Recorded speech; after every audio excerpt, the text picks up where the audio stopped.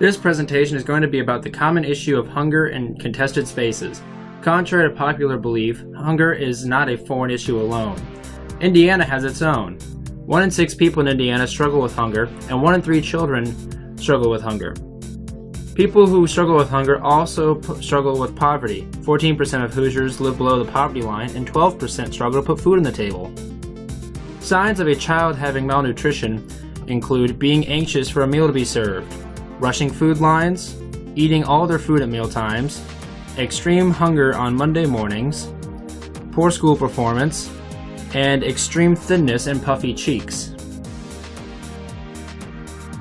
Their food performance can show an excessive absence, hyperactive, aggressive, irritable, anxious, withdrawn, and distressed behavior, difficulty getting along with others, sickness, short attention span, and the inability to concentrate.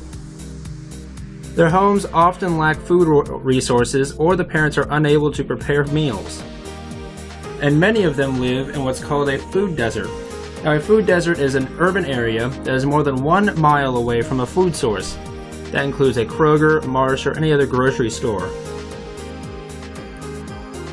But what is being done to help these people? Luckily, there are organizations that help employ and train people, while others, like St. Vincent de Paul, help by feeding the hungry.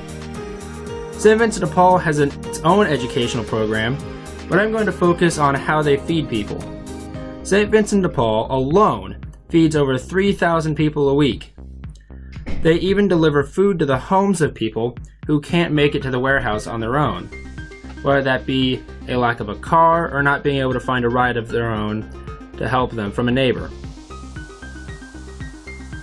The best thing you can do to help these organizations is to volunteer and donate. Volunteering can include helping load carts, helping carry food, helping by loading food into cars for people, or standing at a table and handing out food to people, or even just helping in their offices. However, they don't want your cans or your non-perishable foods. They actually want your money. Farmers and grocery stores give huge discounts of fresh food to charities like St. Vincent de Paul. $1 can get a food pantry as much as 3 to 4 crates of food. These crates of food include fruits, veggies, other produce, fresh meat, fresh fish, and other foods that you would want to buy for yourself at a grocery store, rather than making them eat sodium. And that's it. Thank you for listening.